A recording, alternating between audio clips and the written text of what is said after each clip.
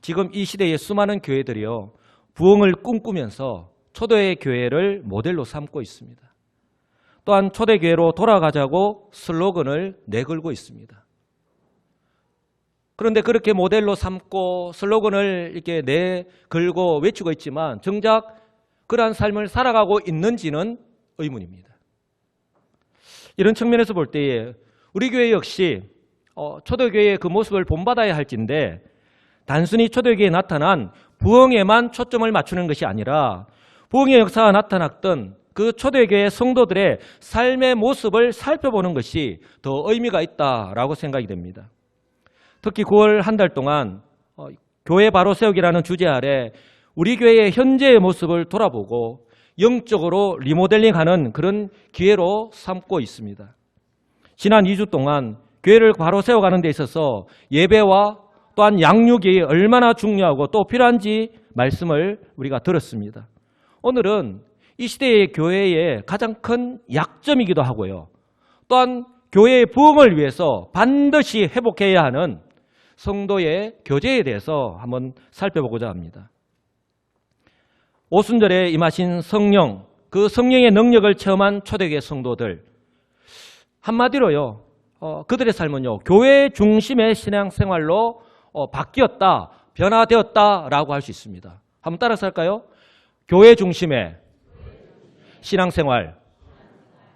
그러니까 이 말은요, 이전까지 내가 살아왔던 그런 삶의 모습과는 전혀 다른 삶의 모습으로 이제 삶의 모습이 바뀌었다라고 하는 것입니다. 가장 특징적인 것이요, 성령의 은혜를 경험한 성도들이 날마다 성전에 모이기를 힘썼다라고 하는 사실입니다. 우리가 말하기도 힘든데요. 한번 따라서 할까요? 날마다. 우리나라에서 이 땅에 세운 교회가 부흥될 때에 날마다 교회에 모이기를 힘쓴 때가 있었습니다. 모여서 기도하고 찬송하고 말씀을 올려나고 정말 성도들이 매일 성전에 들락날락, 성전에서 성도들이 보이지 않을 때가 없을 때가 있었습니다. 그때가 우리 한국교회가 부흥할 때가 아니었나 싶습니다. 바로 초대교회의 모습이 그랬다는 거예요. 날마다, 그것도 억지로가 아니라 마음을 같이 하였어. 한 마음으로 모였다라고 하는 사실입니다. 46절 보시면 날마다 마음을 같이 하여 성전에 모이기를 힘쓰고 집에서 떡을 떼며 기쁨과 순전한 마음으로 음식을 먹고 하나님을 찬미했다.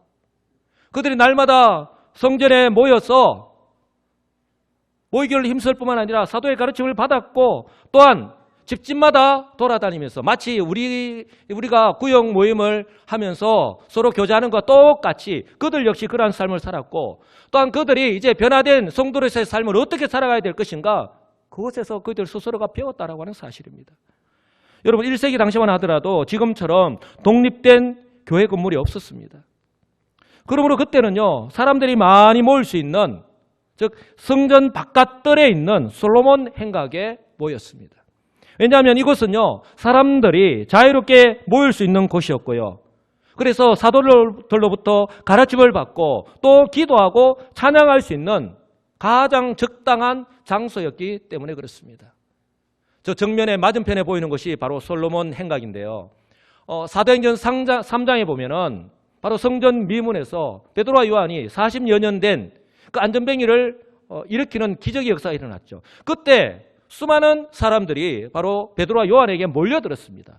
그때 바로 베드로와 요한이 저 솔로몬 행각에서 바로 하나님의 말씀을 증거하였고 놀라운 기적의 역사가 나타났다라고 하는 것 우리는 너무나도 잘 알고 있습니다.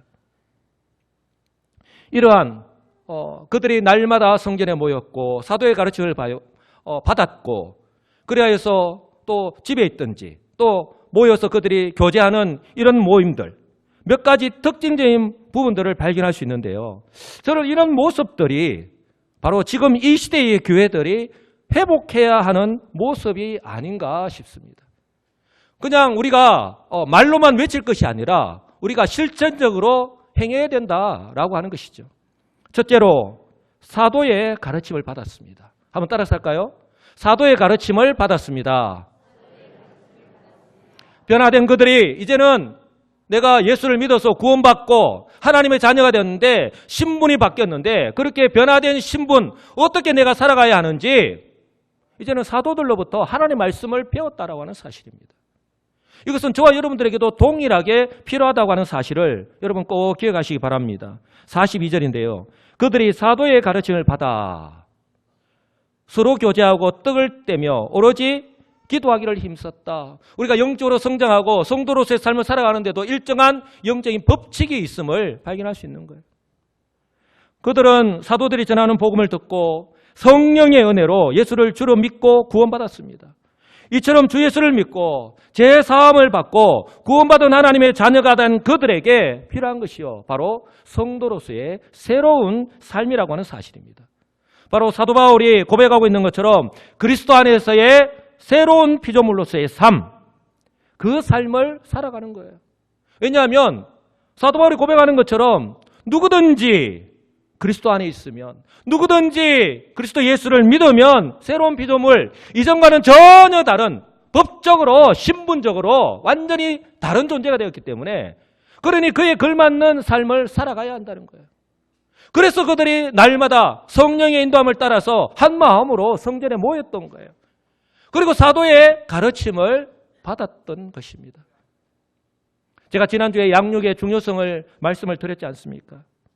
사도들은 예수님께서 공생의 기간 동안에 가르치신 말씀, 그리고 부활하셔서 그들과 40일 동안 함께 계시면서 가르치신 그 말씀을요, 성도들에게 가르친 것입니다. 바로 사도들의 이 가르침이요, 초대교회 성도들의 삶의 지침서가 되었다라고 하는 사실을 여러분 꼭 기억하시기 바랍니다. 여러분, 저와 여러분들은 예수를 믿습니다. 성도로 살아가고 있습니다. 저와 여러분들의 삶의 지침은 무엇입니까? 무엇을 지침으로 삼고 우리에게 주어진 성도로서의 하루하루의 삶을 살아가고 있습니까?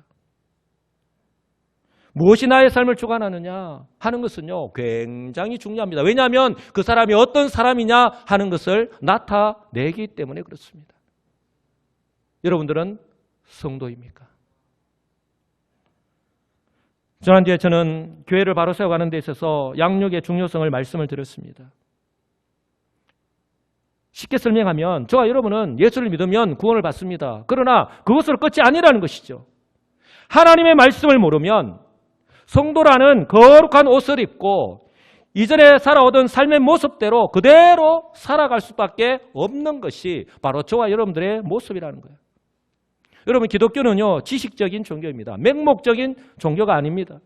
이 성경을 통하여서 하나님이 어떤 분이신지, 그리고 구원받은 성도에게 주어진 사명이 무엇인지, 그리고 성도는 이 세상 속에서 어떻게 살아가야 하는지 구체적으로 분명하게 말씀하고 있다라고 하는 사실입니다. 이것이 바로 저와 여러분들이 개인적으로 성경을 읽고 듣고 묵상할 뿐만 아니라 교회에서 체계적으로 실시하는 이 성경 공부 과정에 참여해서 훈련받아야 하는 이유라고 하는 사실입니다. 아마 우리 교회에서 실시하고 있는 확신반, 성장반, 제자반, 이 양육 과정을 통해서 공부하신 분들은 충분히 공감하실 것입니다. 만약에, 여러분, 만약입니다. 만약에 예수 그리스도를 믿고 난 후에 그것이 내가 1년이 되었던 10년이 되었던 수십 년이 되었던 내가 어떤 직분을 가지고 있든지 간에 나의 삶에 변화가 없다면, 나의 삶에 변화가 없다면 그것은요, 성경을 오해하고 있는 거예요. 성경이 우리에게 구원받는 방법만을 말씀하는 것이 아니라 바로 디모데후서 3장 17절 말씀처럼 하나님의 사람으로 온전하게 하며 모든 선한 일을 행할 능력을 갖추게 하기 위해서 우리에게 주어졌다라고 하는 것을요, 우리는요, 간과히 여기고 있다는 반증이기도 하다는 사실입니다. 저와 여러분들은 어떻습니까?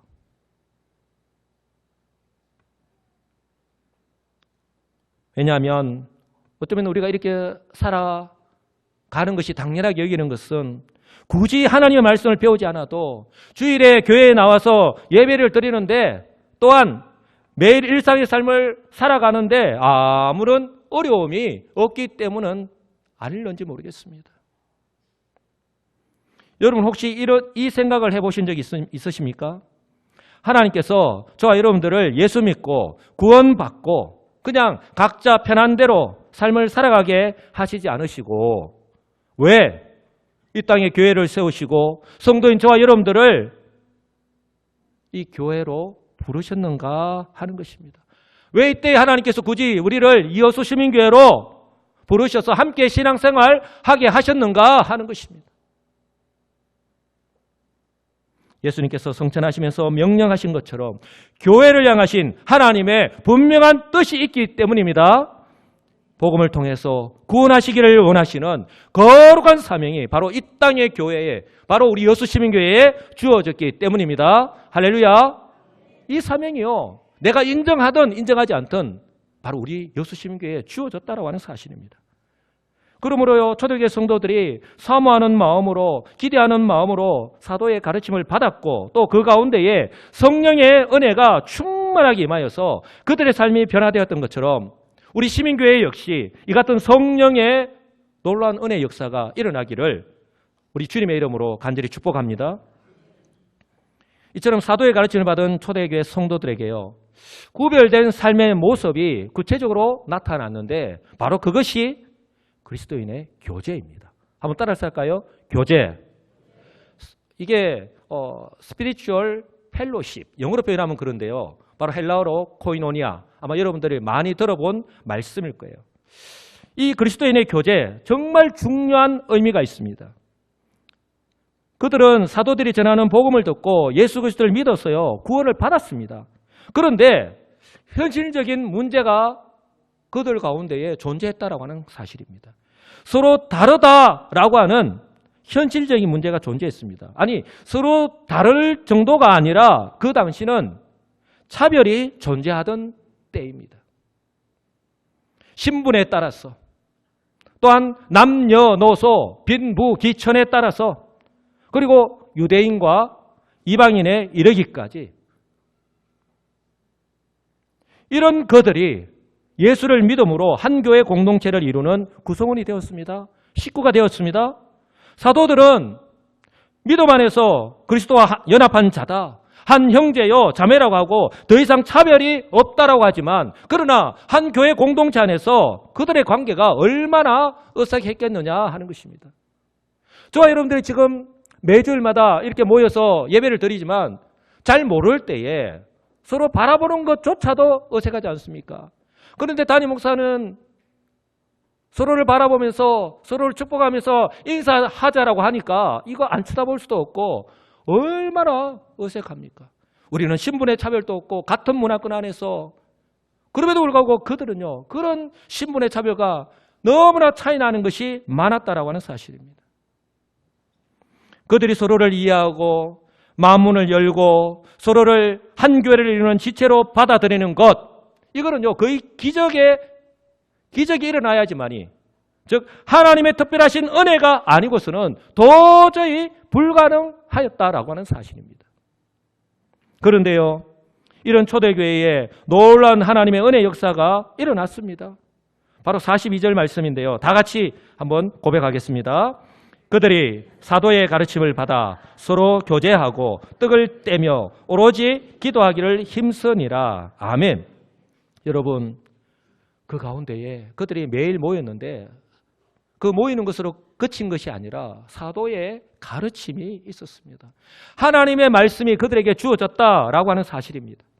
그리고 그것을 따라서 그들이 교제하고 그리고 떡을 뗐다라고 하는데 단순히 그냥 음식을 먹는 것을 의미하는 것이 아니라 이것은요, 성찬과 애찬을 말씀하는 거예요. 제가 잠시 뒤에 좀 더 말씀을 드리겠지만 식탁의 교제가 이렇게 이루어졌다라고 하는 거예요. 그리고 서로를 위하여서 간절히 기도하는 그런 하나님의 은혜가 넘치는 그런 시간들을 가졌다라고 하는 사실입니다. 저는요, 바로 이것이 이 세상의 모임과 그리고 교회 안에서의 이 성도의 교제와의 결정적인 차이가 아닐까 싶습니다. 세상에도 얼마나 모임들이 많습니까? 무슨 동호회, 무슨 계모임, 요즘은 우리가 생각지도 못한 그런 모임조차 얼마나 많으냐는 것이죠. 또 성도 여러분들도 그런 모임들에 참여하고 있지 않습니까? 저는 세상의 모임을 폄하할 의도는 전혀 없습니다. 단지 이 성도의 모임인 교제와 어떤 차이점이 있는지를 저는 말씀을 드리려고 하는 것입니다. 세상의 모임은요, 만나면 거의 술자리가 동반이 됩니다. 저는 반드시라고 말씀을 드리지 않았습니다. 1차적으로 식사를 하면 그것으로 이렇게 헤어지는 경우는 거의 없습니다. 그 다음 2차, 3차로 이어지게 되죠. 술을 마시면서 흔히들 회포를 푼다라고 이야기를 합니다. 힘들었던 거 다 잊어버리라. 이제까지 쌓였던 스트레스 그냥 확 날려버리라. 그렇게 이야기를 하면서 그렇게 의미를 부여하면서 술을 한 잔, 두 잔 마십니다. 그것이 한 병, 두 병이 되고 나중에는 몸도 정신도 가누지 못할 때가 얼마나 많이 있느냐는 것이죠. 그렇게 내가 만나서 회포를 풀었다면 내 몸도 가뿐하고 정말 즐거워야 될 텐데 그 다음날 아침에 일어나면 몸도 찌뿌둥하고 또 속도 불편해서 무엇을 먹어야 됩니까? 해장국을 찾지 않습니까? 사도 바울은 초대교회 성도들 향하여서요, 단도직입적으로 이렇게 건면합니다. 아니, 건면이 아니라 명령을 합니다. 술 취하지 말라. 강하게 명령을 합니다. 술 취하지 말라. 너희 그리스도 예수 안에서 이제 새롭게 된 성도들, 신분이 바뀌었고 이제는 삶이 바뀌게 된 너희들 술 취하지 말라라고 말합니다. 왜냐하면 이는 방탕한 것이니 오직 성령으로 충만함을 받으라고 말씀합니다. 바로 술 취하는 것과 또한 성령의 충만함을 정반대편에 놓고서 우리 성도들이 취해야 할 것이 무엇이냐? 바로 이것을 취할 때에 이런 미혹에서 벗어날 수 있다, 이길 수 있다라고 하는 것을요 보여주는 거예요. 여러분, 여기서요 사도 바울이 술 취하지 말라라고 말씀하고 있는데 이것은요 성도로서 습관적으로 술에 취하거나 또한 술을 마시는 것에 죄책감을 느끼면 당연히 느끼겠죠. 술 마시는 것을 그만두라라고 말씀하고 있는 거예요. 반복하지 말라는 것입니다. 성도들 역시 직장 생활하면서 회식할 때가 얼마나 많습니까? 저는 회식 문화를 잘 알고 있습니다. 또한 이웃과의 관계 속에서 식사 자리에 초대될 때가 얼마나 많습니까? 그렇다면 혹 직장 생활은 나의 일터이기 때문에 또한 이웃과의 관계는 세상을 살아가는 데 있어서 그 무엇보다도 중요하기 때문에 신앙생활과는 무관하다라고 이렇게 주장할 것입니까? 사랑하는 성도 여러분, 혹시 직장생활이나 이웃과의 관계 등 사회생활과 신앙생활은 다른 것이라고 이분법적으로 생각하셔서 아니 목사님 뭐 그런 것까지 가지고 말씀하시냐라고 그렇게 생각하시는 분이 혹 계십니까?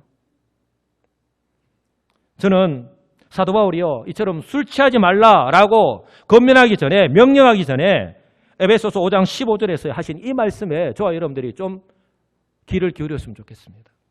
그런즉 너희가 어떻게 행할지를 자세히 주의하여 지혜 없는 자같이 하지 말고 오직 지혜 있는 자같이 하라라는 것입니다. 저와 여러분들이 어떤 모습으로 준비되어 있으면 내가 무엇을 어떻게 행해야 할 것인지 내가 분명히 알 수 있다는 거예요. 내가 어디에 있느냐 또 내가 거기서 무엇을 하느냐 하는 것은 바로 나를 내가 어떤 사람인지 나타내는 또 다른 하나의 척도라고 하는 사실을 여러분 꼭 기억하시기 바랍니다. 사도 바울은요 예수 그리스도를 믿고 난 뒤에 나는 날마다 죽노라고 고백합니다. 저는 이 말씀을 볼 때마다 사도 바울이 정말 짧은 이 고백이지만 얼마나 많은 것을 담고 있을까. 바리새인 중에 바리새인이요. 여러분 사도행전 9장에 사도 바울이 그 부활의 주님을 만나기 전까지 어떤 사람이었는가 하는 것을 우리는 너무나도 잘 알고 있잖아요. 그것이요 하루아침에 바뀔 수 있겠습니까? 나의 옛자가 죽지 않으면, 아니 죽이지 않으면 내가 그리스도 안에서 구원받은 하나님의 자녀가 되었지만 그 하나님의 자녀로서 살아갈 수 없기 때문에 그런 거예요. 옛 습관, 옛 모습 그대로 살아갈 수밖에 없기 때문에 그렇습니다. 이것은 저와 여러분들 또한 마찬가지 아닙니까?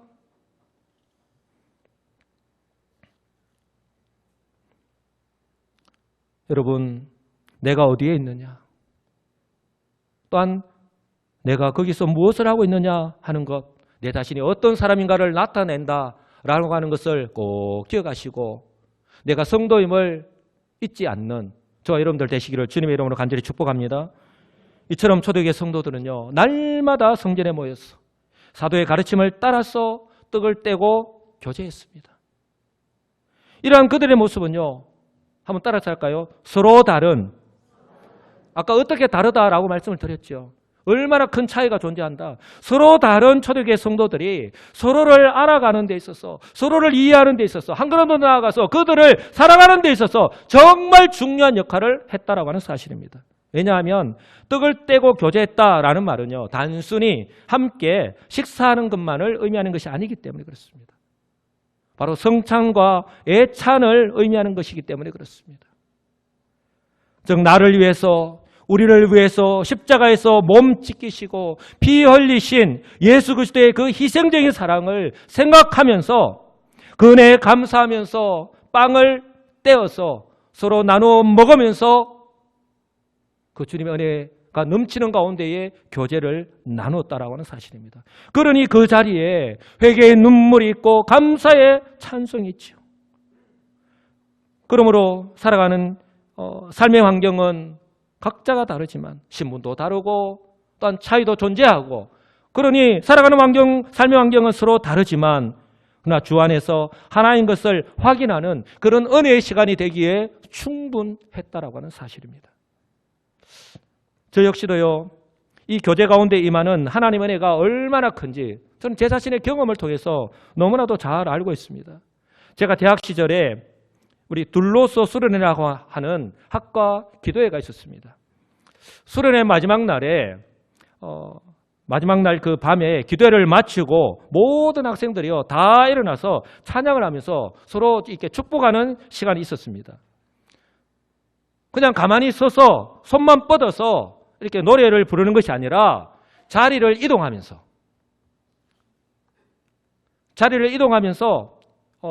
찬양을 부르면서 빵을 떼어서 서로 먹여줍니다. 서로 잘 모르는 선후배, 또 가까이 하기에 좀 부담스러운 선후배도 있지만 바로 이 시간을 통해서 서로의 마음문을 열고 마음껏 주의 은혜를 나누며 축복하였다라고 하는 사실입니다. 빵을 떼어서 서로 먹여주고요, 두 손을 뻗어서 축복성을 부르고 서로를 향해서요 이렇게 부둥켜 안고 기도하였던 그 시간이 저는 지금도 기억에 생생합니다. 지금 돌이켜 생각해 보면 그 시간이 서로 가까이 다가갈 수 있는 그런 은혜의 시간이 아니었나 싶습니다. 아마 우리 성도들 잠시 뒤에 예배를 마치고 광고 시간에 서로를 바라보시면서 사랑합니다, 축복합니다 이렇게 합시다라고 하면 얼마나 어색합니까? 저는 이전에 사역할 때에 예배 광고 시간에 다 일어나서 모르는 사람에게 찾아가서 손을 뻗어서 사랑합니다, 축복합니다 하고 또 이렇게 허깅하고 안아줬던 그런 교회에서 사역했던 적이 있습니다. 그 자리에 앉아 있으면 안 돼, 그 자리에 서 있으면 안 돼요. 모르는 사람인데 무조건 움직여요. 그래서 한 5분 정도를 그렇게 서로 교제하는 시간을 가졌던 적이 있어요. 그만큼 성도 간의 교제가 중요하다라고 하는 것을 보여주고 있는 것입니다. 여러분, 초대교회 성도들은요 매일 이렇게 모일 때마다 이런 은혜의 시간을 가졌습니다. 46절에서 분명하게 말씀을 하고 있지 않습니까? 날마다 마음을 같이하여 성전에 모이기를 힘쓰고 집에서 떡을 떼고, 그러니까 집에서 떡을 뗐다는 말은 집집마다 다니면서 마치 우리의 구역 모임처럼 집에서 떡을 떼고 기쁨과 순전한 마음으로 음식을 먹었다라고 말씀을 합니다. 바로 이것이 초대교회 성도들의 교제하는 모습이었습니다. 이처럼 모일 때마다 주님의 은혜를 서로 나누면서 사랑의 교제가 있었기 때문에 내 것을요 아낌없이 내어놓는 바로 유무상통하는 그런 일이 가능했다라고 하는 사실입니다. 44절, 믿는 사람이 다 함께해서 모든 물건을 서로 통용하고 또 재산과 소유를 팔아 각 사람의 필요를 나누어 주었다라고 성경은 말씀합니다. 여기서 저와 여러분들이 한 가지 기억해야 될 것이 있는데, 이처럼 매일 성전에 모이는 것이나 또한 모일 때마다 성찬과 애찬을 나누는 것이나 또한 나에게 있는 것을 다른 사람을 위해서 내어놓는 이런 모습은요, 사도들이 권위를 가지고 강요한다고 해서 되는 것이 아니라고 하는 사실입니다. 초대교회 당시나 지금이나요, 사람은요, 자기 것, 특히 재물이 아깝지 않다고 생각하는 사람은 아무도 없습니다. 그러니 그들의 교제 가운데에 함께 하신 우리 하나님의 은혜인 줄 분명히 믿습니다. 하나님 은혜가 그 가운데 어떻게 임하였다라고 하는 것을요, 그대로 보여주는 거예요. 이런 초대교회 성도들의 모습이야말로 바로 내 이웃 사랑하기를 내 자신과 같이 사랑하라, 나는 여호와다라고 하는 이 구약의 율법의 말씀을 그대로 실천하고 있는 거예요.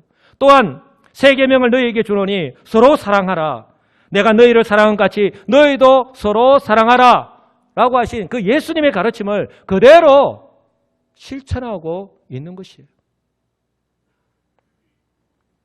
저는 이런 모습이 지금 이 시대의 교회 안에도 반드시 필요하다고 생각합니다. 우리 교회 역시 성도들이 마음문을 열고 대화를 나누고 서로를 알아가고 이해하고 살아가는 교제의 모습이 분명히 필요하다고 하는 사실입니다. 아무도 아멘 안 하시지만. 그렇다면 여러분들이 생각할 때에 현재 우리 교회는 성도 간의 교제가 잘 이루어지고 있다고 생각하십니까? 지금 3분 대답하셨어요. 다시 한 번 더. 여러분들이 생각할 때에 여러분들이 생각하는 거예요. 주관적으로 생각하는 거예요. 현재 우리 교회는 성도들 간의 교제가 잘 이루어지고 있다고 생각하십니까? 대답은 아주 크고 좋습니다. 이것은요, 여러분들의 대답과 상관이 없이 여러분 한 사람 한 사람이 성도들과 교제를 잘 하고 있는지를 보면 알 수 있는 거예요. 그렇다면 혹시 교제를 잘 못하고 있다면 그 원인이 어디에 있다라고 생각하십니까? 내 성격 때문에? 목사님, 저는 사람들한테 원래 잘 못 다가가는데요. 난 남들 앞에서 말을 잘 못하는데요. 여러분, 초대교회의 부흥은요, 결코 그냥 이루어지지 않았다라고 하는 사실을 꼭 기억하시기 바랍니다. 결코 쉽지 않은 현실적인 그런 많은 어려움과 문제가 그들 앞에 엄연히 존재해 있었지만 그들은요, 마치 연어처럼 거친 물살을 거슬러 올라가서 그들에게 주어진 사명을 감당하였다라고 하는 사실입니다. 저는 미국에 있을 때에 그 태평양과 시애틀 호수의 그 사이에서 이 연어가 거친 물살을 거슬러서 올라가는 것을 봤습니다. 바로 옆에. 여기 있다면 바로 옆에서 이 통로를 통해서 볼 수 있었습니다. 그런데 그 몸에 얼마나 많은 상처가 있는지 몰라요. 한번 시도하고 또 밀려서 내려오고 또 한번 시도하고 밀려서 내려오고 물살이 너무 세니까 거슬러 올라가는데 3번, 4번 될 때까지 몸에 상처는 계속 생깁니다. 그래서 한번 탁 넘어가는데 그 뒤에 있는 연어들이 줄 지어서 넘어가는 거예요. 바라기는 저와 여러분들 역시 이 시대에 편성해서 좋은 게 좋다고 그냥 편안하게 살아가는 것이 아니라 이 시대를 따라가지 않는, 이 시대를 거슬러서 초대교회 성도들처럼 모이기를 힘쓰고 사도의 가르침을 따라서 교제하기를 힘쓰시는, 그래서 성도의 그 본분대로 행하며 살아가시는 복된 성도들이 다 되시기를 간절히 소망합니다. 그래서 그 교제 가운데에 임하시는, 저는 이것을 강조하고 싶어요. 그 교제 가운데에 임하시는 성령의 은혜로 서로가 알아가고 이해하고 서로 돕고 격려하고 세워주는 믿음의 동력자들이 다 되시기를 간절히 소망합니다. 그래서 우리 교회를 든든하게 이렇게 세워나가시는 우리 성도들이 다 되시기를 주님의 이름으로 간절히 축복합니다. 제가 우리 교회 담임 목사로 부임해서 지금까지 계속해서 강조하고 있는 것이 있습니다. 바로 서로에 대한 관심입니다. 그래서 매주일마다 강고 시간마다 내가 모르는 사람은 누구? 내가 모르는 사람은 누구? 내가 모르는 사람은 새 가족이라고 말씀을 드렸습니다. 물론 다른 성도들을 다 모를 수 있습니다. 이제까지 습관화가 되지 않았기 때문일 수도 있고요. 친하지 않는 분이나 또 잘 모르는 분에게 다가가서 인사를 하고 교제를 하는 것 결코 쉽지 않은 일임에 틀림이 없습니다. 그러나 그럼에도 불구하고 초대교회처럼 하나님의 사랑이 넘치고 은혜의 역사가 나타나는 교회, 또 하나님께서 사용하시는 교회가 되기 위해서는 이 성도 간의 교제라고 하는 하나님께서 우리에게 주신 이 은혜의 방편을 결코 간과히 여겨서는 안 된다라고 하는 사실을 여러분 꼭 기억하시기 바랍니다. 그런데 이것이 어려우냐? 또 그렇게 어렵지 않다라고 하는 사실이에요.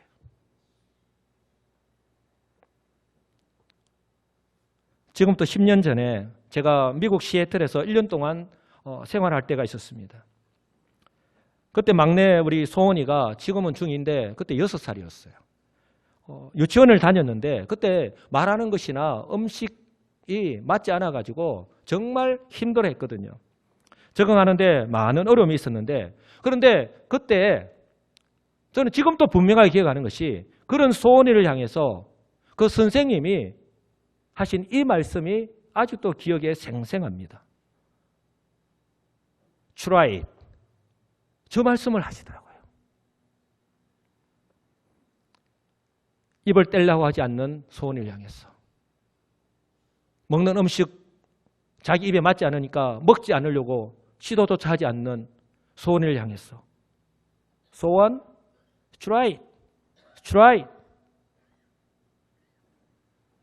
저는 다른 성도들을 알아가고 또 교제하는 것을 낯설어하고 어쩌면 어색해하는 성도를 향해서 이렇게 말씀을 드리고 싶습니다. Try it. 한번 따라서 할까요? Try it. 여러분들은 오늘 아주 고급 단어를 배우신 거예요. 아무 데서나 가르쳐주는 게 아닙니다.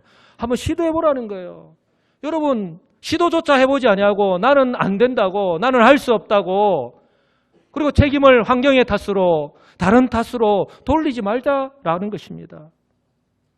저와 여러분들은 여수시민교회 한 가족입니다. 아멘.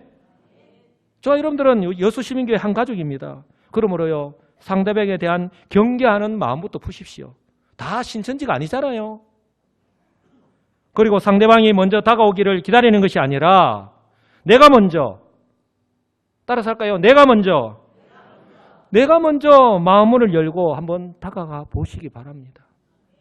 다가가셔서 웃으면서 반갑게 인사하시면서 자기를 소개하고 교제를 나누어 보십시오.